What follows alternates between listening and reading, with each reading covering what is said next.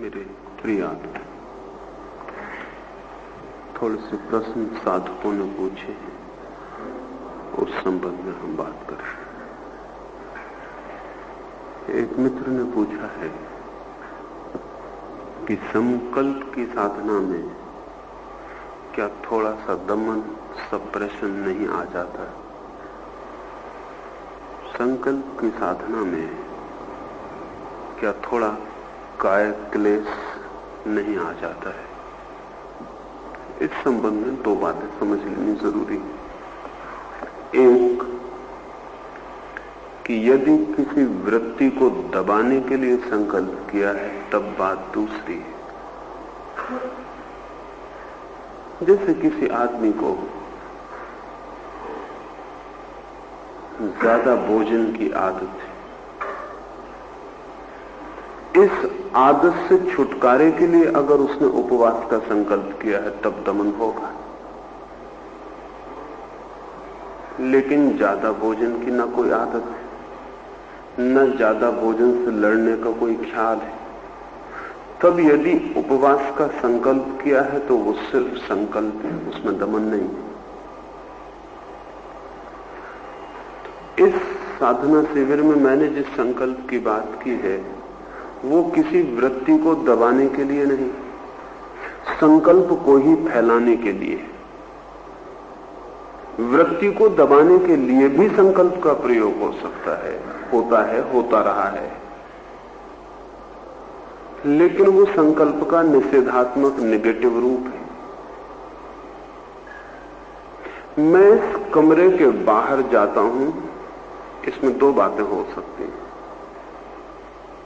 बाहर जाना मुझे आनंदपूर्ण मालूम हो रहा है इसलिए बाहर जाता हूं, या इस कमरे में मुझे दुख मालूम पड़ रहा है इसलिए बाहर जाता हूं। दोनों हालत में मैं आपको बाहर जाता हुआ दिखाई पड़ूंगा, लेकिन दोनों में चित्त स्थिति भिन्न होगी। एक में मैं सिर्फ कमरे से भाग रहा हूं, दूसरे में मैं बाहर जा रहा हूं। एक नेगेटिव है, एक पॉजिटिव है। संकल्प का उपयोग किसी वृत्ति को दबाने के लिए करिएगा तो सप्रेशन और दमन होगा, जो घातक है। संकल्प को फैलाने के लिए ही प्रयोग करिएगा तो बहुत सहयोगी है, बहुत अर्थपूर्ण और बहुत महत्वपूर्ण है। साधना शिविर में हम किसी चीज को दबाने में जरा भी उत्सुक नहीं है। ये तो सारी प्रक्रिया ही चीजों को निकालने की है, दबाने की नहीं है। ये सारा ध्यान का प्रयोग मन में जो भी दबा है उसे भी बाहर फेंक देने के लिए। संकल्प का जो हम प्रयोग कर रहे हैं, जैसे एक आदमी ज्यादा बात करता है, इससे छुटकारा पाने के लिए अगर मौन का व्रत ले तो ये दमन हुआ। लेकिन मौन का सिर्फ इसलिए व्रत ले कि 3 दिन उसे देखना है कि वो मौन रहने के संकल्प को पूरा कर सकता है या नहीं। बोलने न बोलने का कोई प्रश्न ही नहीं, तब सिर्फ संकल्प की ही साधना हुई। एक दूसरे मित्र ने भी पूछा है कि संकल्प क्या अपने से ही लड़ना नहीं है? नहीं, असल में जब तक संकल्प नहीं है तभी तक हम अपने से लड़ते हैं। संकल्प की कमी हमें 2 हिस्सों में बांट देती, 10 हिस्सों में भी बांट सकती है। संकल्पहीन आदमी का क्या मतलब होता है? संकल्पहीन आदमी का वस्तुतः यह मतलब नहीं होता कि वो संकल्पहीन है। संकल्पहीन आदमी का मतलब होता है उसके भीतर एक ही साथ बहुत से स्वविरोधी संकल्प। संकल्पहीन आदमी का अर्थ है एक ही साथ बहुत से सेल्फ कंट्राडिक्टरी संकल्प उसके भीतर है। संकल्पहीन आदमी संकल्पहीन नहीं होता, बहुसंकल्पी होता है, स्वविरोधी संकल्पी होता है। संकल्पवान आदमी का अर्थ है कि उसके भीतर एक क्षण में एक ही संकल्प है और उस संकल्प पर उसका सारा चित्त एकजुट, समग्र है, इकट्ठा है। किसी भी छोटी बात पर अगर चित्त पूरा इकट्ठा हो जाए, टोटल हो जाए, तो हम अपने से लड़ ही नहीं सकते, क्योंकि हमारे पास दूसरा कोई बचता ही नहीं जिससे हम लड़ें। मैं अपने इन दोनों हाथों को लड़ा सकता हूं कि मेरे ही दोनों हाथ हैं। मेरा आधा शरीर एक हाथ की तरफ हो सकता है, आधा दूसरे हाथ की तरफ हो सकता है, लेकिन मैं इन दोनों को सहयोगी बना सकता हूं। ये मेरे ही दोनों हाथ हैं और तब इनमें कोई लड़ाई नहीं रह जाती, ये इकट्ठे हो जाते। संकल्प का अर्थ है हमारे भीतर जो मल्टी विल्स हैं, जो बहुत संकल्प हैं, बहुसंकल्प हैं, विरोधी संकल्प हैं, वे सब हमें आत्मखंडित किए हुए, डिसइंटीग्रेट किए हुए। एक संकल्प पूरा करते ही हमारे भीतर क्रिस्टलाइजेशन, एकीकरण होना शुरू हो जाता है। जब भी कोई व्यक्ति एक छोटे से संकल्प को भी पूरा करता है तब वो व्यक्ति बन जाता है। कम से कम उतनी देर को तो व्यक्ति बन ही जाता है। अंग्रेजी का शब्द व्यक्ति के लिए इंडिविजुअल बहुत अच्छा है। इंडिविजुअल का मतलब होता है इनडिविजिबल, जिसे हम बांट ना सकें, अबटा। अगर इंडिविजुअल को हम हिंदी में प्रकट करें तो कहना होगा अविभक्त, अनबटा, इकट्ठा। संकल्प संघर्ष नहीं है स्वयं से, संकल्प स्वयं से संघर्ष का विसर्जन है, स्वयं का एक होना है।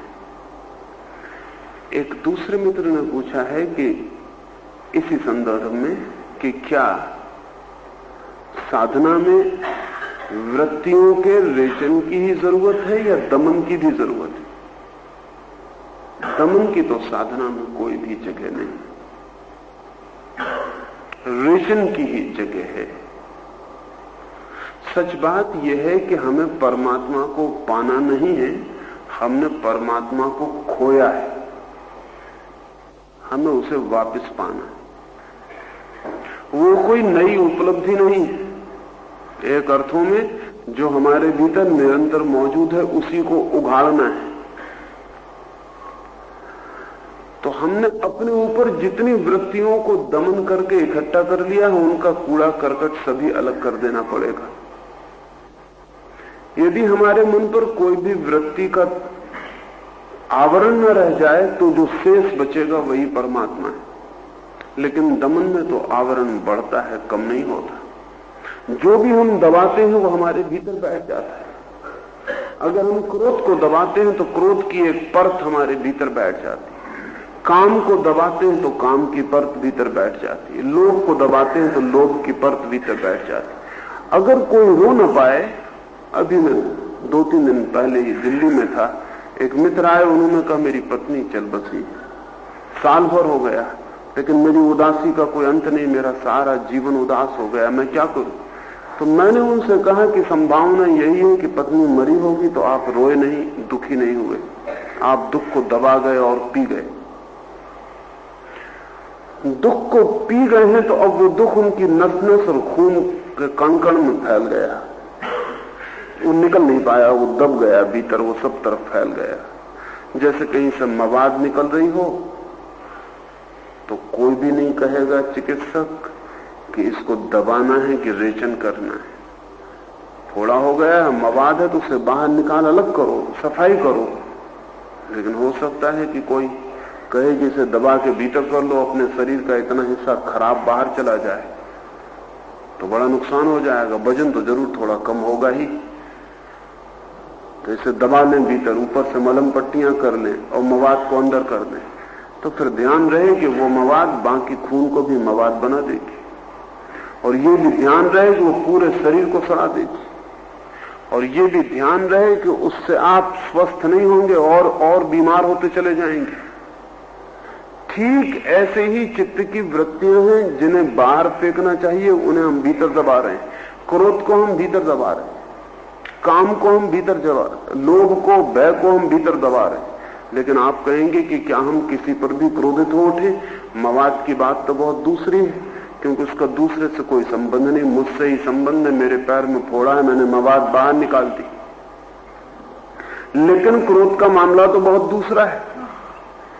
क्रोध तो मैं किसी पर निकालूंगा, लेकिन इसे थोड़ा समझना जरूरी है।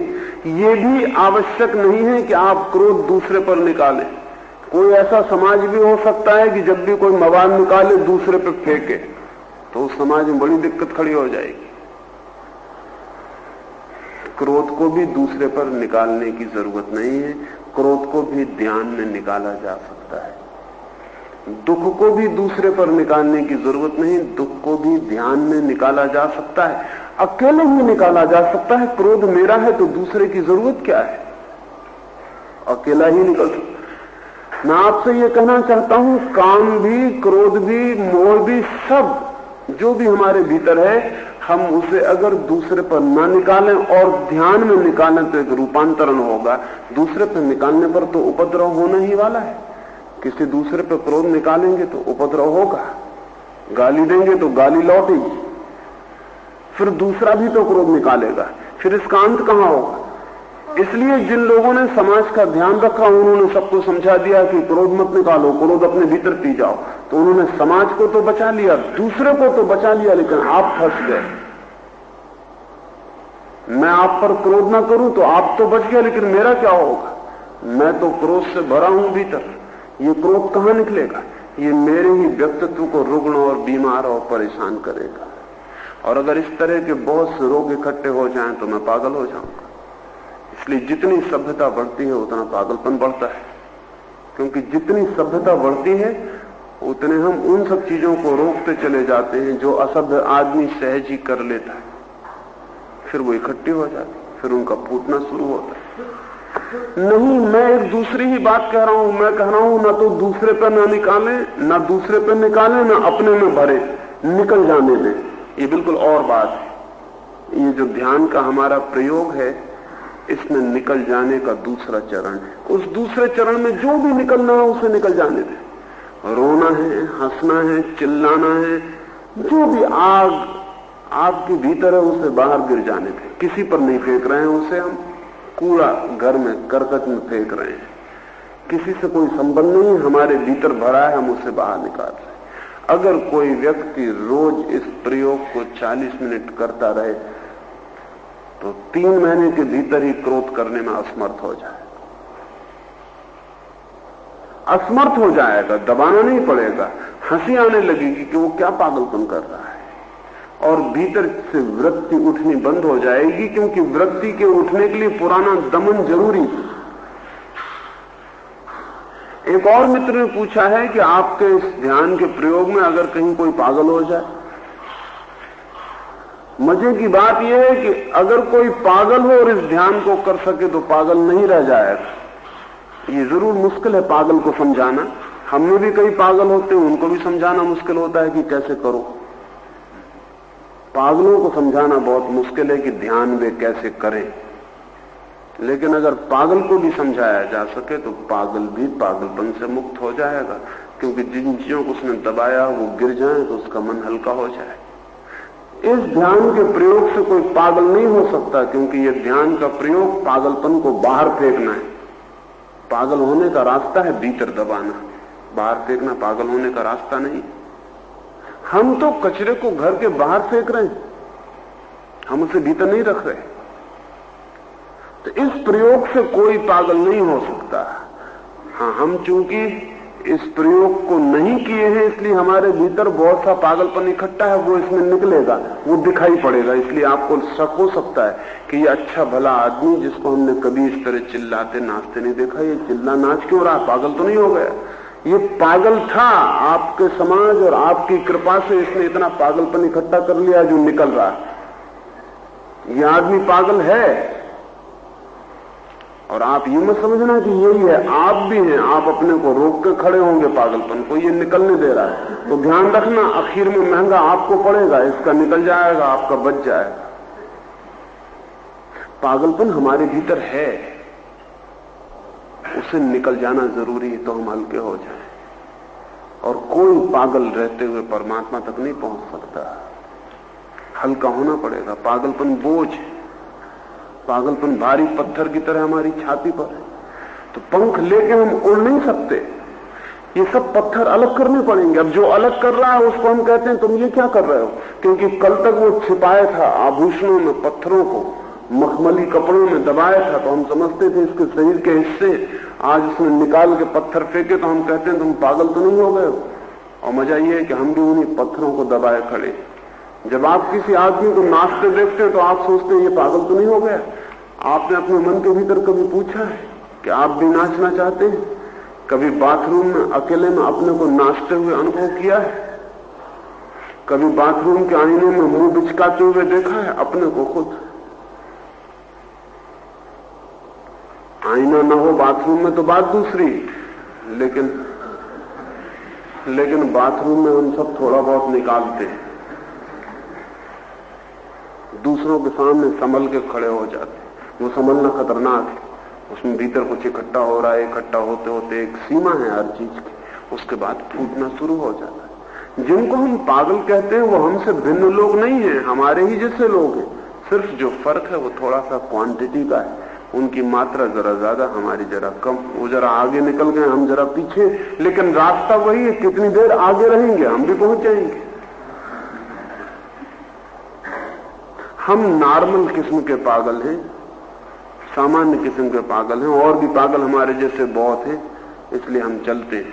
वो जरा बेचारे अकेले किस्म के पागल हो जाते हैं तो उनको दिक्कत हो जाती नहीं। इस ध्यान के प्रयोग से तो कोई पागल नहीं हो सकता, लेकिन इस ध्यान के प्रयोग में पागलपन निकलता है। निकलना पागल होना नहीं है। पागल होने का मतलब है जब आप न निकालना चाहें और निकलने लगे तो समझना कि पागल हो गए। जब आपके बस में न रहे और निकल जाए, एक आदमी सड़क पर जा रहा है और न रोक सके और हंसने लगे खड़े होगा, तो समझना कि पागल हो गया। अब वो लाख कोशिश करे, उसके बस के बाहर है। उसने इतना रोक लिया है कि बस से ज्यादा ताकत इकट्ठी हो गई, बस को तोड़ के निकल रही। लेकिन यहां हम जो प्रयोग कर रहे हैं वो स्वेच्छा से, वॉलंटरीली हम निकाल रहे हैं, इसलिए निकल रहा है। और हम जिस क्षण चाहते हैं उसी क्षण रुक जाएगा। जिस क्षण हमने चाह रुका। पागलपन का मतलब ये है कि अपने पर नियंत्रण न रह जाए। इस ध्यान में तो अपने पर पूरा नियंत्रण। दूसरी बात, जो लोग पागल होते हैं उन्हें समझाना बहुत मुश्किल होता है, क्योंकि समझने की बुद्धि भी खो जाती। हमें से भी कुछ लोग खड़े रह जाते हैं, 10-5 ऐसे लोगों को खड़े रह जाते, वो दूसरों को देखते रहते। अब उन्हें पागल मानना चाहिए, क्योंकि दूसरे को देखने से कोई भी प्रयोजन नहीं। दूसरे को देखने को बड़ी दुनिया पड़ी, यहां आने की कोई भी जरूरत नहीं। इतनी दूर की यात्रा दूसरे को देखने के लिए की हो तो बेकार गई। और दूसरे को देख के करिएगा क्या फायदा है? अपने को देखने की कोशिश करिए, लेकिन कुछ लोग अपने से बचने के लिए दूसरे को देखते रहते। ये तरकीब, एस्केप, पलायन। दूसरे को देख के वो अपने को बचा रहे हैं कि अपने को न देखना पड़े। अब आज दोपहर मॉल में मैंने देखा 2-4 लोग दूसरों को देखने में लगे। ये पागल। अच्छी दुनिया होगी तो इनका इलाज होगा, अभी इनका इलाज नहीं होता, बल्कि हो सकता है ये अपने मन में सोच रहे हो कि सारे पागल लोग इकट्ठे हो गए, हम एक बुद्धिमान यहां बैठे, हम जरा देख रहे हैं कि कौन कौन पागल है। ध्यान रहे, पागलों को छोड़ के, पागलों को कभी पता नहीं होता कि वो पागल है। बस पागलों को छोड़ के सभी को थोड़ा बहुत शक होता है कि हम पागल हैं। सिर्फ पागलों को शक नहीं होता कभी। अगर आप पागल खाने में जाएं तो एक पागल नहीं कहेगा, कह दे कि मैं पागल हूं। देख लें आप पागल खाने में जाकर। असल में पागल होने का पहला प्रमाण यह है कि उसको शक कभी नहीं होता कि मैं पागल हूं। पागलों को सदा यही शक होता है कि दूसरे पागल हो गए। खलील जिब्रान ने एक छोटी सी घटना लिखी है कि उसका एक मित्र पागल हो गया। मित्र पागल हो गया तो वो दया दिखाने पागलखाने में गया। बड़ी ऊंची दीवार के भीतर पागलखाने के बगीचे में उसका मित्र बैठा था। वो जाकर उसके पास बैठ गया। फिर उसने सोचा कहां से बात शुरू करूं। फिर उसने यही कहा कि यहां सब ठीक तो है। उसने कहा कि बिल्कुल ठीक है, बाहर के पागलखाने से जब से बच गए बड़ा आनंद। उस पागल ने कहा कि बाहर के पागलखाने से जब से बच गए तब से बड़ा आनंद। वो तो बड़ा हैरान हुआ। वो आया था सहानुभूति दिखाने। उसने उस पागल को गौर से देखा, वो पागल उसकी तरफ बड़ी सहानुभूति से देख रहा था। उस पागल ने कहा कि तुम भी आ गए क्या भीतर? अच्छा किया। भगवान करे जिनमें भी बुद्धि भीतर आ जाए, बाहर तो सब पागल हो गए। पागलों को भर शक कभी नहीं आता कि वो पागल है, उन्हें सदा दूसरों का शक आता रहता है कि वो पागल। बुद्धिमान आदमी पहला शक अपने पे उठाता है कि मेरी स्थिति क्या है। इतना जरूर मैं कहता हूं कि ये प्रयोग रेचन का है, कैथारसिस का है, इसलिए इसके द्वारा पागल होने की कोई संभावना नहीं है। हाँ, इसको ना करिए तो पागलपन को बचा लेने की संभावना है। एक और मित्र ने पूछा है,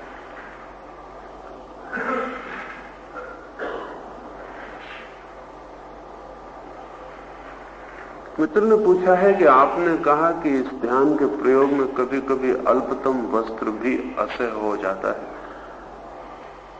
तो नग्नता का ध्यान में क्या स्थान है? असल में बहुत गहरे में ध्यान समग्र नग्नता है, टोटल नेकेडनेस, वस्त्रों की ही नहीं, चित्त के वस्त्रों की भी। शरीर पर ढके हुए वस्त्रों की नहीं, मन पर ढके हुए वस्त्रों की भी। ध्यान पूर्ण दिगंबरत्व है।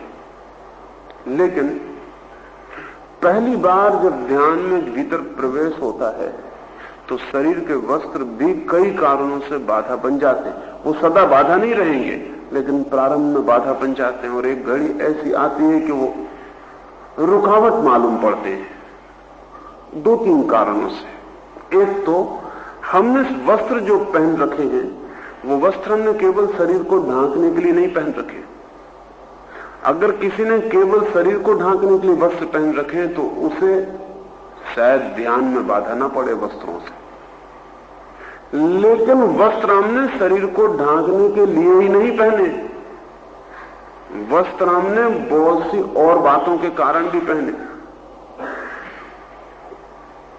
वस्त्र के पहनने में हमारे बहुत तरह की इनहिबिशंस, बहुत तरह की दमित वृत्तियां, बहुत तरह के टैबूज। छोटे बच्चों को हम नग्न घूमने देते हैं, जैसे भी उनकी बुद्धि थोड़ी विकसित है हम उन्हें वस्त्रों में ढांकने लगते हैं। असल में नग्न शरीर के साथ हमें कुछ न कुछ दुर्भाव है। नग्न शरीर के साथ हमारे मन में कुछ न कुछ अनुचित ख्याल है।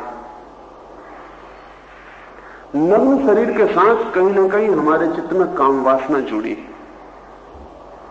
हम अपनी काम वासना को छिपाए फिर रहे हैं अपने वस्त्रों में। तो जब चित्त शांत होगा और काम वासना गिरना चाहेगी, तब उस वक्त वस्त्र भी फेंकने का मन हो जाएगा। और ये बड़े मजे की बात है, जिस दिन ध्यान में कोई वस्त्र फेंक देता है, उस दिन अचानक पाता है कि जैसे काम वासना से छुटकारा हो गया, एकदम मन हल्का हो। वस्त्र जो है वो काम वासना के प्रतीक की तरह हमारे ऊपर है। इसलिए तो दूसरे को भी नंगा देख के हमको घबराहट होती है। दूसरा आदमी नंगा है, उसको अगर सर्दी लग रही होगी तो उसको लग रही होगी, और धूप लग रही होगी तो उसको लग रही होगी। आप क्यों परेशान हुए जा रहे हैं? आपको परेशानी इसलिए हो रही कि उसकी नग्नता सिर्फ नग्नता नहीं, उसकी नग्नता कहीं हमारे गहरे मन में काम वासना की प्रतीक, वो हमारे मन की काम वासना मुश्किल में डाल रही है। तो जब आपका मन हल्का होगा तो वासना के जो प्रतीक वस्त्र हैं वो गिरना चाहेंगे, उस वक्त रोकना ही मत, उनको गिर जाने देना। उनके गिरते ही मन एक नई गति में प्रवेश कर जाए। या तो हम काम वासना को छिपाने के लिए वस्त्र पहने हुए हैं, और या फिर हम काम वासना को दिखाने के लिए वस्त्र पहने हुए हैं। इसमें पुरुष और स्त्री के बीच फासला है थोड़ा। आमतौर से पुरुष काम वासना को छिपाने के लिए वस्त्र पहने हुए हैं, और आमतौर से स्त्रियां काम वासना को प्रकट करने के लिए वस्त्र पहने हुए। इसलिए पुरुषों का वस्त्र छोड़ना सदा आसान है, स्त्रियों का छोड़ना और मुश्किल। स्त्रियों के सारे वस्त्र उनके शरीर को छिपाने का काम कम, प्रकट करने का काम ज्यादा करते। असल में कोई स्त्री वस्त्रों के बिना इतनी सुंदर नहीं होती जितनी वस्त्रों में दिखाई पड़ती। वस्त्रों का सारा उपयोग शरीर को उभारने के लिए किया जा रहा है। स्त्री के वस्त्र बहुत ही आक्रामक, एग्रेसिव, इसलिए स्त्री को तो और मुश्किल हो जाती है उन्हें छोड़ना, लेकिन स्त्री के चित्त में भी क्षण आता है, क्षण आता है जब मन उसका निर्भर होता है, और जब वो अपने शरीर को दिखाने की वृत्ति से मुक्त होने का क्षण आता है, तब उसके वस्त्र गिर सकते हैं।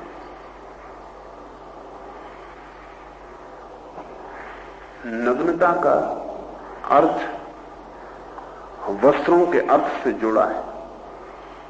वस्त्र का आपका जो अर्थ है उससे विपरीत आपकी नग्नता का अर्थ होगा।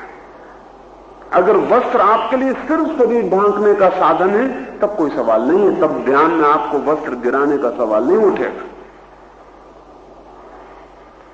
लेकिन इतनी ही बात नहीं है, वस्त्रों के साथ हमारे गहरे भाव जुड़े।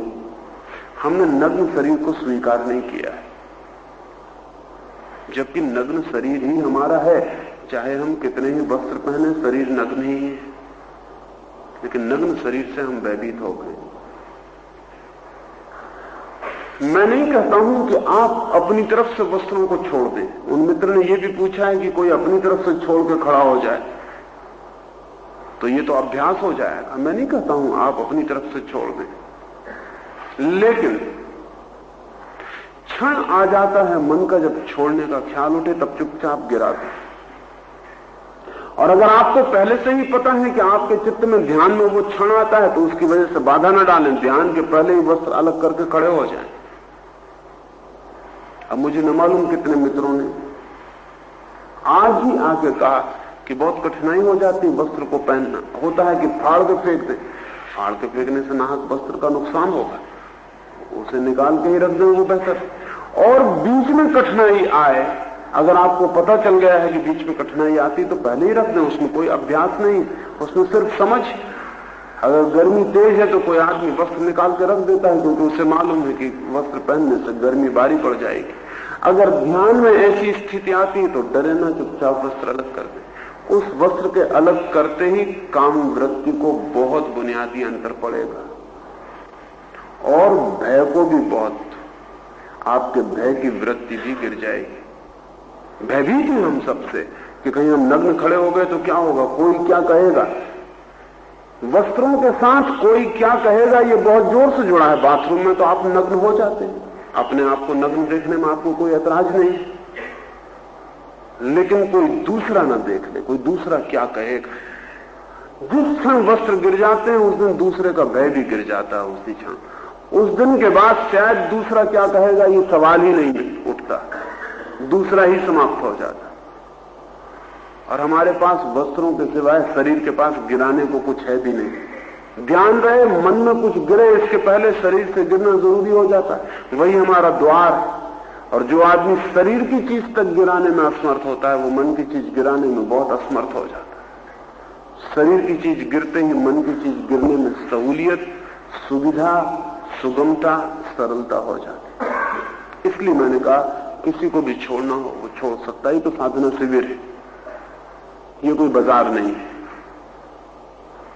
यहां तो वे लोग इकट्ठे हैं जिनकी अपने में उत्सुकता है और जो कहीं जाना चाहते हैं किसी गहरी यात्रा पर, और जिनकी वस्त्रों में उत्सुकता है उन्हें साधना शिविरों में नहीं आना चाहिए। उनकी दुनिया ये नहीं है। जो उतनी ओछी और व्यर्थ की चीजों में उत्सुक है उनका साधना से कोई संबंध कभी ना जुड़ पाएगा। साधना से संबंध उनका ही जुड़ पाएगा जो बिल्कुल ही तलवार की धार पर चलने के लिए तैयार है, इतने साहसी बस उनका। अन्यथा बाकी लोगों को साधना में उत्सुकता नहीं लेनी चाहिए, वो उनका काम नहीं। तैयारी आने दें, वक्त आने दें, प्रतीक्षा करें, जब वो वक्त आ जाए तब। एक मित्र ने पूछा है कि शक्तिपात के संबंध में आपकी क्या दृष्टि है। आज दोपहर जो लोग मौन में उपस्थित थे उनमें से 4-6 इस स्थिति में आ गए थे कि उन पर शक्तिपात हो जाए, लेकिन छोटी छोटी बाधाएं बाधा बन जाती।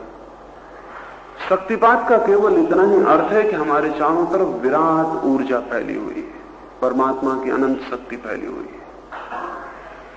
किसी क्षण में आप इस भाव दशा में होते हैं कि वो शक्ति आपके भीतर प्रवेश कर जाए।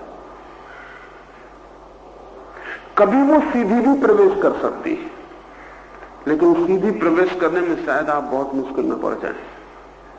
उसके आघात को शायद समझ पाए न समझ पाए, शायद उसके आघात में उन्मत्त हो जाएं, शायद उसके आघात में आप इतने घबरा जाएं कि दोबारा उस द्वार पर न जाएं।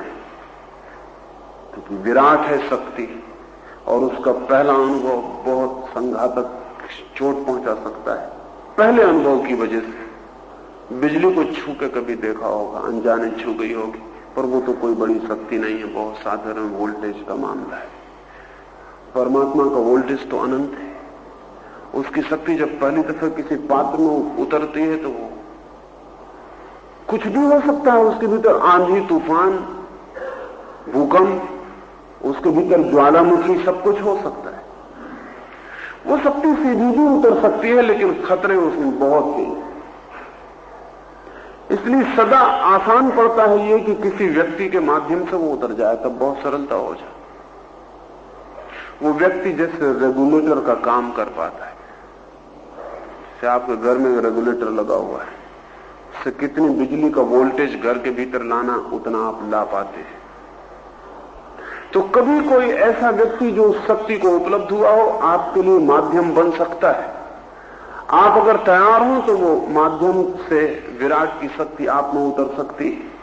वो उस व्यक्ति की शक्ति नहीं होती, शक्ति तो विराट की ही होती है। व्यक्ति तो सिर्फ एक माध्यम की तरह, बीच में एक बांसुरी की तरह काम में आ जाता है। बांसुरी होता है वो, सुनने वाले आप होते हैं, गाने वाला कोई और होता है। ओंठ किसी और के, गीत किसी और के, बांसुरी किसी और की, कान किसी और के। शक्तिपात संभव है। और इस संबंध में कल मौन के समय में 2-3 बातें आपको कह दूं तो ख्याल रखें। तो बजाय समझने के कि क्या है, करके ही देख लें कि वो क्या है। जब कल मेरे पास आए तो आपके भीतर जो भी होता हो उसे पूरी शक्ति से होने दें। चीख निकलती हो, नाचना होता हो, चिल्लाना होता हो, कूदना होता हो, जो भी मेरे पास आके हो उसे पूरी शक्ति से होने दें। और जब मैं हाथ आपके सिर पर रखूं तब आपके भीतर जो भी हो रहा हो उसे दबाए ना, जरा भी दबाए ना, उसे पूरा खुल के प्रकट हो जाने दें। तो आप फौरन अनुभव करेंगे कि आपके भीतर कोई और शक्ति उतर गई। ऊपर से कुछ आपके भीतर उतर गया है, कुछ आपके भीतर जगह है, कुछ ऊपर से उतरा है और दोनों का मिलन हो गया है। शक्तिपात बड़ी सरल और संभव बात है, लेकिन जैसा मैंने कहा कभी छोटी सी बातें बाधा बन जाती। अब आज एक सन्यासी स्वामी क्रियानंद दोपहर को मौन में मेरे पास आए। अगर उनके शरीर पर वस्त्र न होते तो शक्तिपात संभव होता, वो अटक गए। उतनी छोटी सी बात, पूरी तैयारी थी भीतर, थोड़ी सा अटकाव रह गया। जापानी साधिका आई हुई है, अगर उसके वस्त्र न होते शरीर पर शक्तिपात संभव हो जाता। वो पूरी तैयार थी, बस जरा सी अड़चन और सारी बात रुक गई।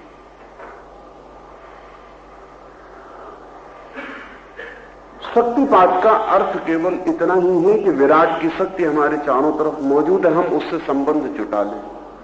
अब वो संबंध कई तरह से हो सकता है। मकान के ऊपर आपने देखा होगा कि बड़े मकान बनाते हैं, मंदिर बनाते हैं, गिरजे बनाते हैं तो लोहे की सलाख लगा देते हैं। आकाश से बिजली कभी कौंधे और गिरे तो पूरे मकान को नष्ट ना कर दे, वो लोहे की सलाख से गुजर के जमीन में नीचे चली जाए। पूरी बिजली गिरे तो मकान टूट सकता है। वो लोहे की डंडी, छोटी सी डंडी, बड़ी कीमत नहीं मालूम पड़ती, वो मकान को बचा लेती। बिजली उसकी रास्ते को पकड़ के जमीन में चली जाती। विराट से शक्ति सीधी भी उतर सकती है किसी व्यक्ति के ऊपर, लेकिन तब कुछ भी नहीं कहा जा सकता क्या हो जाए। लेकिन किसी व्यक्ति के माध्यम से अगर उतरे तो बहुत कुछ सुनिश्चित यात्रा हो जाती। उस व्यक्ति की उतनी ही कीमत है जितनी कि वो लोहे की डंडी की कीमत है जो मकान के ऊपर लगा देते। इससे ज्यादा कोई कीमत नहीं। उसे धन्यवाद देने की भी जरूरत नहीं है पीछे जाके, लेकिन उतनी कीमत है। एक और प्रश्न, फिर रात्रि को हम एक नया प्रयोग शुरू करने वाले हैं, वो हम शुरू करेंगे। वो 3 दिन रात्रि में चलेगा। तो एक सवाल और, फिर मैं उस नए प्रयोग के संबंध में 2-4 बात आपको कह दूं, फिर हम प्रयोग के लिए बैठेंगे।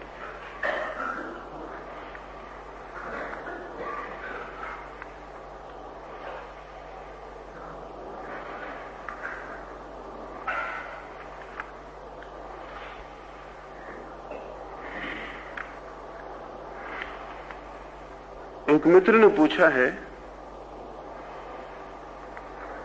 कि ध्यान के पहले चरण में ही 1-2 मिनट में बिल्कुल थक जाते। नहीं, थक नहीं जाते, थकने का ख्याल पैदा हो जाता है। थकने का ख्याल बड़ी बात है। जब आपको लग रहा हो कि बिल्कुल थक गए हैं, उसी वक्त कोई एक बंदूक लेकर आपके पीछे लग जाएगा, मार डालेंगे, तब आपको पता चलेगा बिल्कुल नहीं थके। मीलों दौड़ते चले जाएंगे, थकान का पता ही नहीं रहेगा। क्या हो गया? थक गए थे आप। एक आदमी बंदूक लेके पीछे लग गया, अब आप दौड़ कैसे रहे? असल में हमारे भीतर कितनी शक्ति है इसका हमें पता ही नहीं होता। छोटी सी शक्ति जो ऊपर होती है उसी का हम उपयोग करके जिंदा रहते हैं। बस वो जरा सी थक गई, बस हमने सोचा अब तो थक गए, अब बात खत्म हो गई। जिस वक्त आपको लगे थकान आ गई, उस वक्त और ताकत से शुरू करें। आप 2 मिनट के भीतर पाएंगे थकान चली गई है और बड़ी शक्ति भीतर से आ गई। थकान का क्षण बहुत कीमती है। वो ये बता रहा है कि आप कितनी शक्ति के उपयोग करने के आदी, बस इतनी बता रहा है और कुछ नहीं बता रहा। ये आपकी सीमा है, आप यहां तक उपयोग करते हैं। अब तक आपने 2 मिनट में जितनी सांस ली, इतनी सांस लेने का काम किया होगा। बस वो आदत की सीमा है। वहां थक गए, मन कहता बस अब आ गई अपनी सीमा, आप थक गए। अगर 2 मिनट सांस लेने में थक जाएंगे तो जिंदा कैसे रहेंगे? नहीं, वो आदत की सीमा है। घबराएं मत, उस वक्त और जोर से ताकत लगा दें सांस लेने की। आप मिनट भर में पाएंगे वो सीमा पार हो गई और नए तल से शक्ति आनी शुरू हो गई। थकान का क्षण ही सीमा का क्षण होता है। और अगर कोई आदमी अपने थकान के क्षण को पार कर ले तो बहुत हैरान होगा। जैसे आपने कभी ख्याल किया होगा, रात आप रोज 10 बजे सो जाते, तो 10 बजे नींद आने लगती, लेकिन 11 बजे तक जग जाइए, फिर 11 बजे नींद नहीं आती। तो बात क्या हो गई? 10 बजे आती थी तो 11 बजे तो और भी आनी चाहिए। असल में सीमा पार हो गई, आप 1 घंटे और जग गए। तो जिस शक्ति से आप 10 बजे तक जगते थे वो तो खत्म हो गई, लेकिन जिस शक्ति से आप और जग सकते हैं वो काम में आनी शुरू हो गई।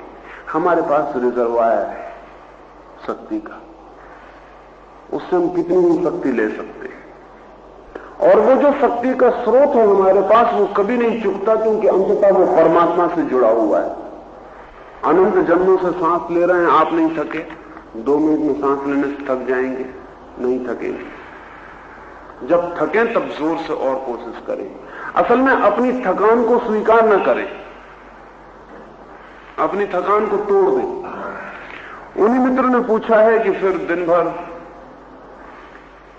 हाथ पैर में दर्द होता है, कहीं पीठ में दर्द होता है, होगा ही।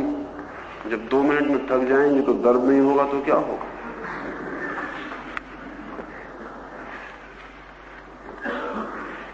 नहीं, थके मत 2 मिनट में, पूरी ताकत लगाएं। 30 मिनट जो पूरी ताकत लगाएगा वो सबसे कम थकेगा। ये मेरे रोज के सैकड़ों अनुभव से कह रहा हूं आपसे। जो आदमी 30 मिनट पूरी ताकत लगा देगा वो कम से कम थकेगा, और अगर सच में पूरी ताकत लगा दी तो 30 मिनट के बाद एकदम हल्का और ताजा हो जाएगा, थकेगा नहीं। हम थकते, हम पूरी ताकत नहीं लगाते। एक, ताकत भी लगाते हैं और पूरे वक्त भीतर सोचते रहते हैं कहीं थक न जाए। 2, ताकत भी लगाते हैं और रोकते भी रहते हैं कि कहीं ज्यादा न लग जाए। बस इसमें सारा उपद्रव हो जाता है। अब जैसे आप कहते हैं कि पीठ में दर्द होता है, किसी के हाथ में दर्द होता है, उसका मतलब यह है कि हाथ नाचना चाहता था, आपने नाचने नहीं दिया। पीठ झुकना चाहती थी, आपने झुकने नहीं दी, दर्द होगा। पैर कूदना चाहते थे, आपने कूदने नहीं दिया, दर्द होगा।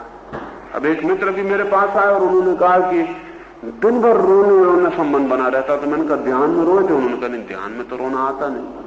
अब वो ध्यान में रोना रोके हुए है, अब दिन भर रोने रोना मन रहेगा। नहीं, रो लें ध्यान में, फिर दिन में देखें कैसे रोना संभव हो पाए। हम रोक रहे हैं कहीं, इसलिए अड़चन। और अगर इस सब को आप जो मैं कह रहा हूं ऐसा ही कर रहे हो, फिर भी आपको थकान मालूम पड़े, तो समझना कि आपके शरीर को किसी तरह के व्यायाम की, एक्सरसाइज की आदत नहीं है। 3-4 दिन 5 दिन में वो आदत पड़ जाएगी। कोई भी नया व्यायाम शुरू हो तो 3-4-5 दिन शरीर थोड़ा दुखेगा, वो 3-4-5 दिन में ठीक हो जाता है, उसकी कोई बहुत चिंता लेने की जरूरत नहीं। लेकिन रुके मत, उसे दुखने दीजिए और आप करें।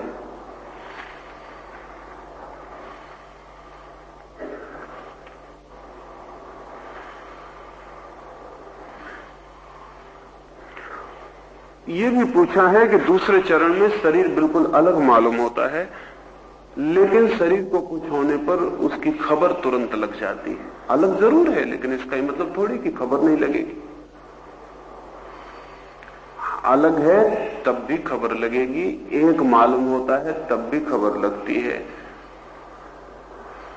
एक मालूम होने पर खबर के लगने में फर्क होता है, खबर तो लगती ही है। जब शरीर अलग मालूम हो रहा है तब अगर भूख लगेगी तो ऐसा लगेगा कि शरीर को भूख लगी, और जब शरीर एक मालूम हो रहा है तो ऐसा लगेगा मुझको भूख लगी। इसमें फर्क है, बस, और कोई फर्क नहीं होगा। शरीर में दर्द हो रहा है तो अगर शरीर अलग है तो ऐसा लगेगा कहीं दूर शरीर में दर्द हो रहा है और मैं जान रहा हूं। और अगर आप शरीर के साथ अपने को एक समझ रहे हैं तो ऐसा लगेगा कि मुझे दर्द हो रहा है। एकता की भ्रांति में, तादाद में, आइडेंटिटी में जब आप शरीर के साथ अपने को एक समझते हैं तब आप भोक्ता बन जाएंगे, और जब आप शरीर के साथ अपने को भिन्न देखते हैं ध्यान में तब आप दृष्टा बन जाएंगे। बस इतना ही फर्क होगा। इससे भयभीत ना हो कि शरीर से तो अलग मालूम पड़ रहे हैं, फिर शरीर का दर्द क्यों मालूम पड़ रहा है। दर्द तो मालूम पड़ना चाहिए, आप बेहोश नहीं है, आप पूरे होश में। और मैं चाहता नहीं कि आप बेहोश हो।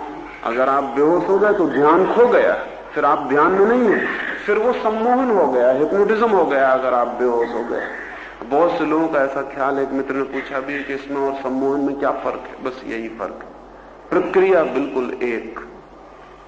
यही प्रक्रिया सम्मोहन की है, यही प्रक्रिया ध्यान की है। दोनों की प्रक्रिया एक है, फर्क बहुत गहरा है, प्रक्रिया का नहीं, फर्क अंतरात्मा का है।